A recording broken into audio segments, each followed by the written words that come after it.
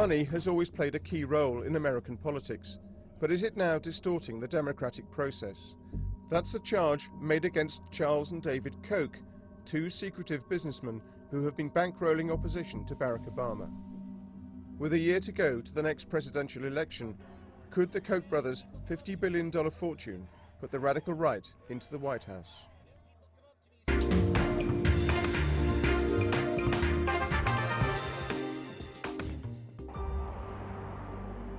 In the American West, Colorado's Rocky Mountains are famous for first-class skiing. But last June, dozens of the richest people in America traveled to Vail for a different reason, to attend a secret meeting at this luxury hotel located in an exclusive community.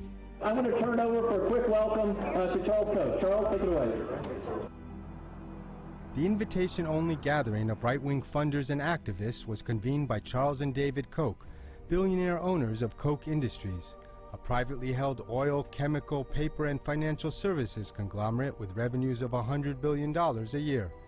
Attendees at Koch meetings, held twice a year, are sworn to secrecy, but undercover recordings were leaked to a blog.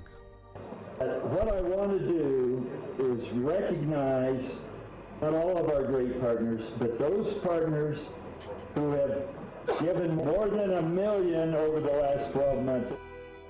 The Kochs and their partners spent at least $40 million in the 2010 U.S. elections, helping to shift the balance of power in the House of Representatives towards right-wing Tea Party Republicans.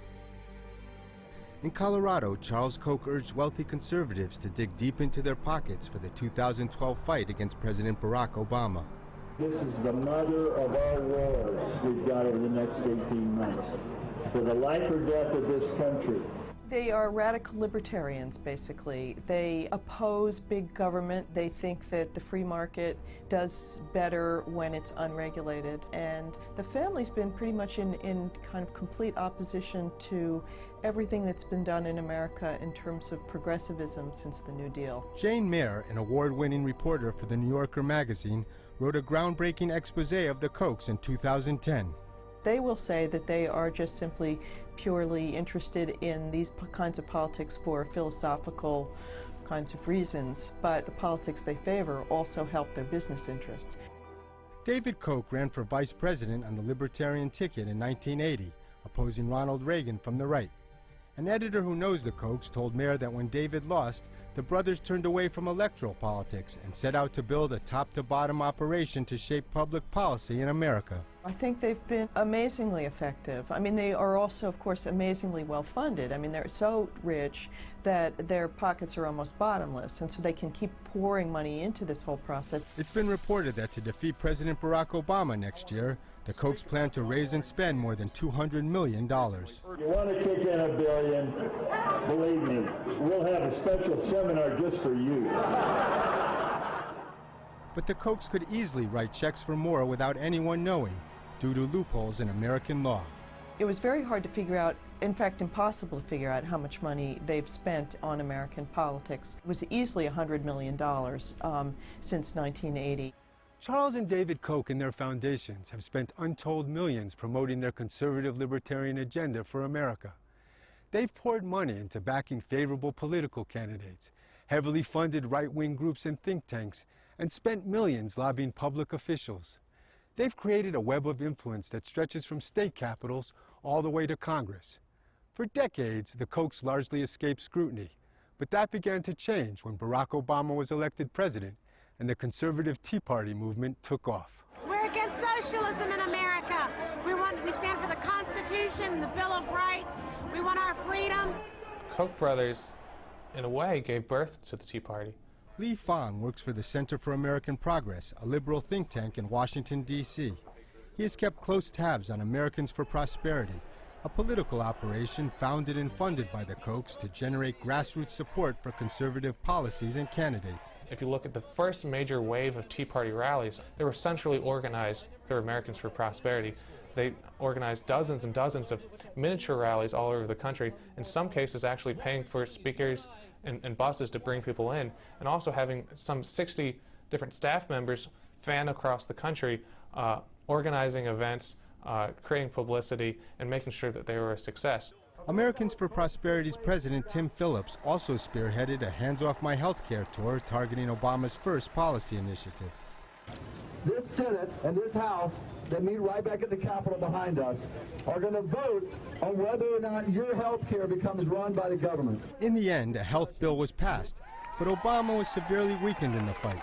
Today, Americans for Prosperity, AFP, has 33 state chapters and claims to have close to 2 million members. 5 years ago, my brother Charles and I provided the funds to start the Americans for Prosperity. And it's beyond my wildest dreams how AFP has grown into this enormous organization. At AFP's 2009 National Summit, the heads of the organization's state chapters boasted to David Koch of their support for the Tea Party movement.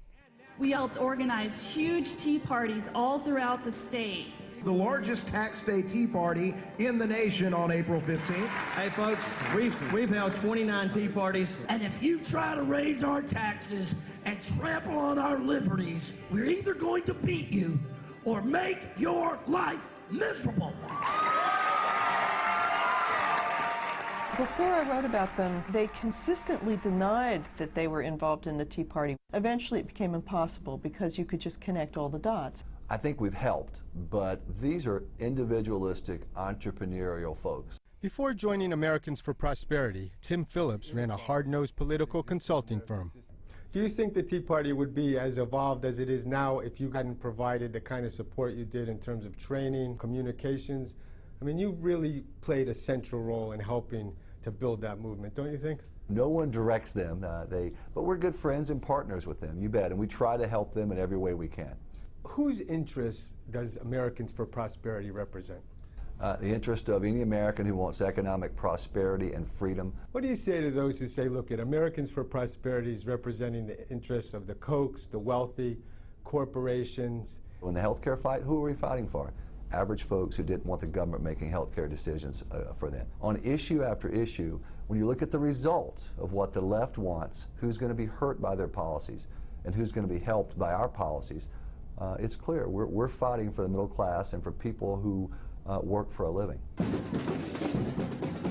Hundreds of thousands of middle and working class people across the American Midwest would say just the opposite.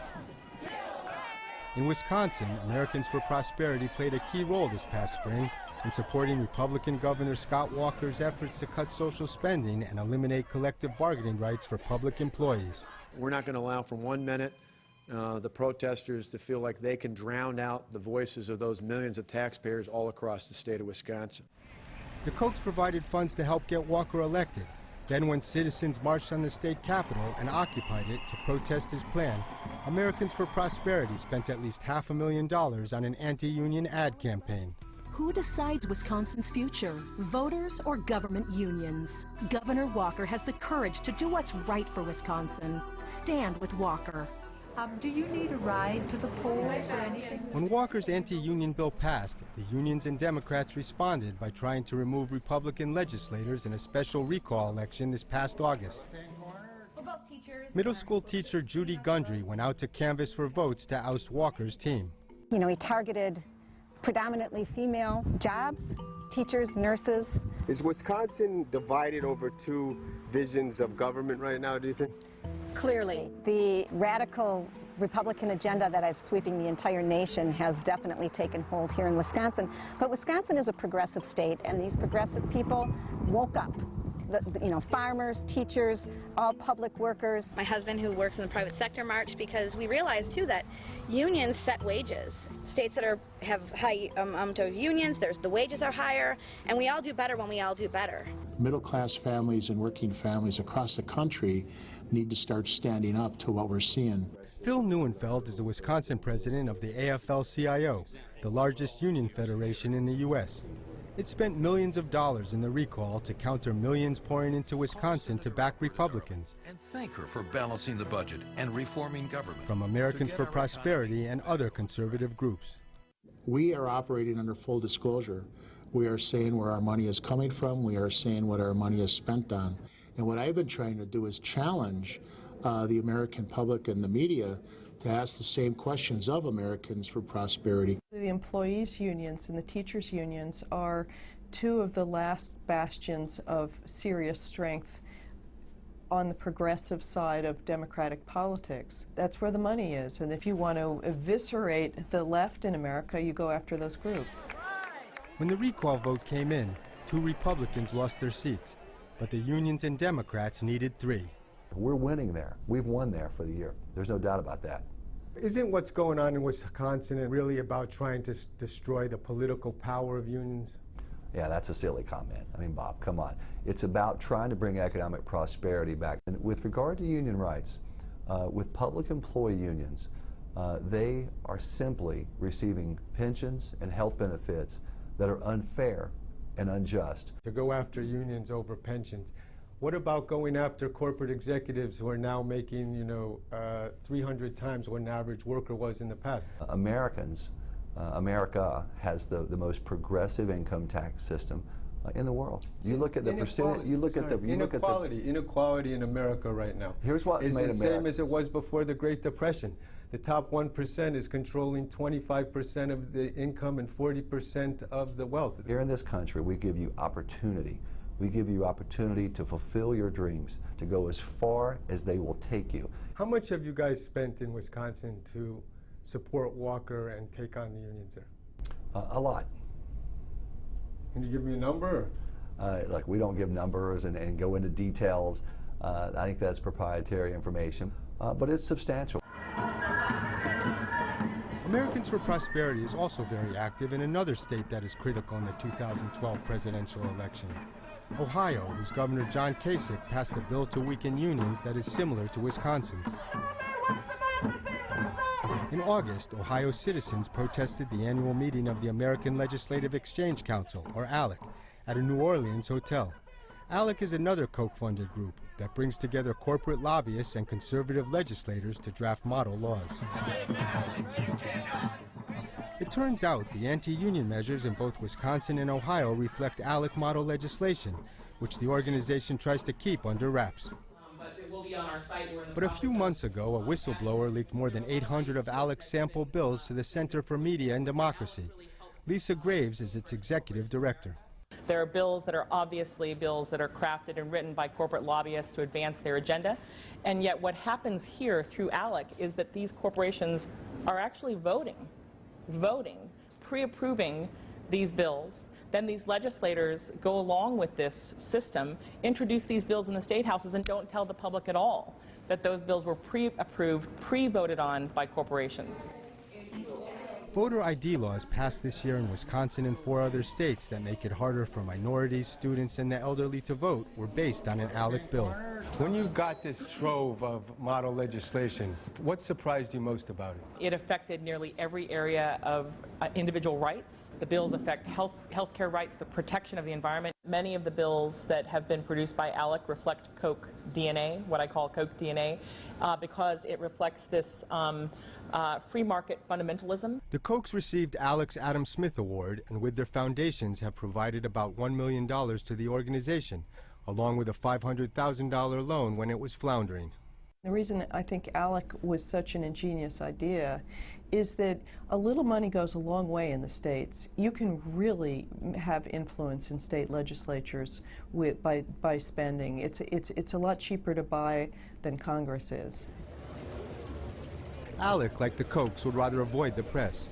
We were denied media credentials for the New Orleans meeting, but went anyway to find out why sessions are closed to the public, and to follow up on our request for an interview with a top lobbyist for Koch Industries, Mike Morgan, who sits on ALEC's private enterprise board.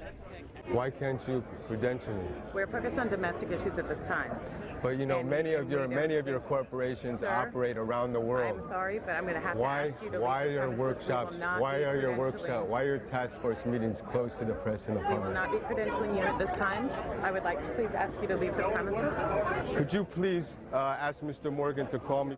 I do not handle his press. He's on your private enterprise board. On the back of this form, it says that if you would like to have interviews with members of your organization, that you can request through you. Credentialed press only. You are not credentialed. Please. We were escorted out and never heard from Koch Industries' Mike Morgan, but we did succeed in discovering the curious workshops ALEC offers state legislators. like this one suggesting climate change due to increased carbon dioxide in the atmosphere could be beneficial. Climate change policy debate, which would fundamentally reorder the way we make energy and the way we use energy, has a direct business interest to the Kochs. They do a lot with pipelines that move oil. They have refineries. Kurt Davies is the research director for Greenpeace, which has compiled the most comprehensive database on the Koch's political spending. Since 1998, we've tracked over $50 million that they have sent to various front groups and think tanks in Washington, around the country, who have run various elements of a campaign against global warming policy or against the science of global warming. So these institutions have done reports and forums and put people in the media to oppose the consensus view that climate change is real and urgent, and we have to do something about it. The Koch's investment in conservative think tanks and academia is another key component of their integrated campaign to shape America's political policies. It says specifically that there is no basis in the scientific literature existing at this time for these claims of massive sea level rise. Patrick Michaels, a senior fellow at the Cato Institute, often appears in the media to contest global warming science. This is a problem that's going to solve itself unless we do something silly.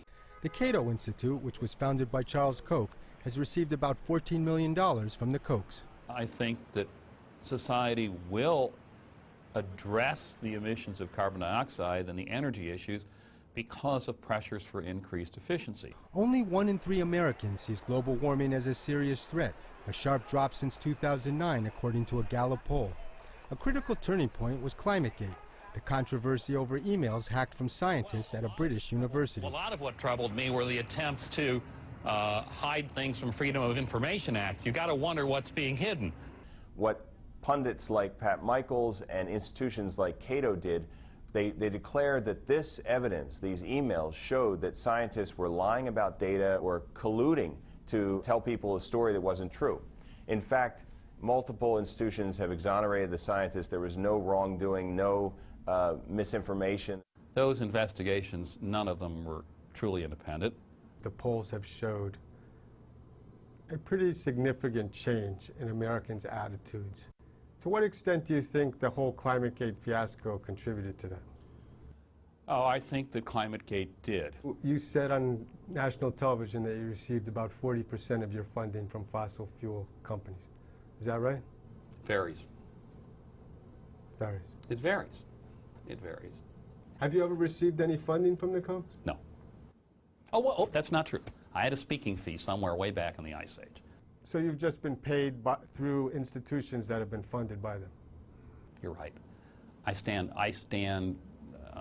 guess that's right, I have. Do you think it's just a coincidence that you are welcomed at an institution that promotes values that they are interested in? Well, if they think advocate? that free markets are efficient vehicles to create environmental protection, I think they're right. The Kochs have also promoted their free market ideology and business interests in Washington through aggressive lobbying on Capitol Hill and the funding of political candidates. The Kochs have spent upwards of $50 million since 2006 on lobbyists. The Kochs now are the largest funder of political campaigns within the oil and gas sector, exceeding Exxon, exceeding Chevron, all these other major players. In 2010, the Kochs contributed to 62 of the 87 new Republican members of the House of Representatives. The Kochs were so instrumental in the Republican takeover of the House that David Koch made a rare public appearance. I'm just asking what you're expecting from the new Congress. Well, cut the hell out of spending and balance the budget and reduce regulations and support business. I was on Capitol Hill interviewing freshman members of Congress. As I'm walking around, I spotted David Koch. Out of all the people in the country, one of the first people into the new speaker's office was David Koch. Are you proud of what Americans for Prosperity has achieved this year in the election? You bet I am. Man, oh man. We're going to do more, too, in the next couple of years. That same day, Koch Deputy Tim Phillips met with the new chairman of the House Energy and Commerce Committee, Congressman Fred Upton, who oversees the Environmental Protection Agency, EPA. At the end of the day, The EPA climate regime is all economic pain and no environmental gain. The Kochs were the largest oil and gas donor to members of Upton's committee, who have vigorously opposed efforts by Obama's EPA Administrator Lisa Jackson to reduce global warming emissions. If it is true science, it should be provable, and that is what the argument is about. Congressmen backed by the Kochs have also made it difficult to get anything done on fiscal matters, strenuously opposing President Obama and even their own leadership. They have refused to raise taxes on corporations and the wealthy to help close the federal deficit. House Republicans have a plan to cut, cap, and balance our way to prosperity. The Republican position is they won't close a tax loophole that generates 1 penny for deficit reduction. Not 1 penny. The Koch strategy of block and defund everything, of course, contributes to the job crisis. Some of the largest number of jobs lost in the last 2 years have been from the public sector. At the same time, when most economists are calling for direct fiscal stimulus, the Koch brothers and their deputies and followers in Congress have completely ignored that call and done the opposite. We've been from Florida to Montana. Americans for Prosperity is conducting a national tour blaming job losses and high gasoline prices resulting from the Obama administration's energy policies. But others blame speculators for those high gas prices, to which again the Koch brothers may have a connection. There's no doubt there's speculation in the oil markets. Nobody disputes that there is not only speculation, but the key word is excessive speculation. Michael Greenberger is a law professor and a former director of the Division of Trading and Markets at the Commodity Futures Trading Commission in Washington. When a consumer drives by a gas station and sees gas at $4 or more a gallon, what do they need to understand about high gas prices today? I would say at least $1 of that, and probably more, goes into the pockets of the speculators. Koch Industries has a financial arm that's one of the top oil traders in the world. But due to a lack of transparency in energy trading markets, only the company knows how much it speculates in oil. We wanted to ask Charles and David Koch about that, but they declined our request for an interview. However, these reports reveal that Koch Industries has been lobbying to shape commodity trading rules that were mandated by a 2010 financial reform bill. I'm almost certain they are not lobbying to make it stronger. They are part of a very large constituency that is trying to weaken all the regulatory gains we've made over the last few years to make these markets honest and fair, and especially fair to the American consumer and taxpayers. What do you say to the argument that the reason you're out here goes back to the fact that the Kochs are involved in speculation and that that's a way to divert attention from them? It's an interesting argument. When you're losing on the issue, you resort to trying to go after motive. They're going to win or lose based on the merits of these policies. And on the policies of economic freedom, we're right, and that's why we're winning. I think in the end the country will wake up and see that the Kochs and people like them don't have the interest of common people in mind. They have their own interests in mind. What do you expect to happen in 2012? My expectation is that President Obama is outspent 3 or 4 to 1. Some Democrats have said that President Obama will break all fundraising records and raise up to $1 billion. But I think at the end it doesn't matter, because the Koch brothers alone increased their wealth by $11 billion in the last 2 years. Love ya! Conservative businessman Herman Cain, who has surged in the polls, has long-standing ties to Americans for Prosperity, and Texas Governor Rick Perry attended the Koch secret meeting in Colorado. But so far, the Kochs have been silent about who they are backing for president in 2012. I pledge to all of you who step forward and are partnering with us that we are absolutely going to do our utmost to invest this money wisely and get the best possible payoff for you in the future of our country.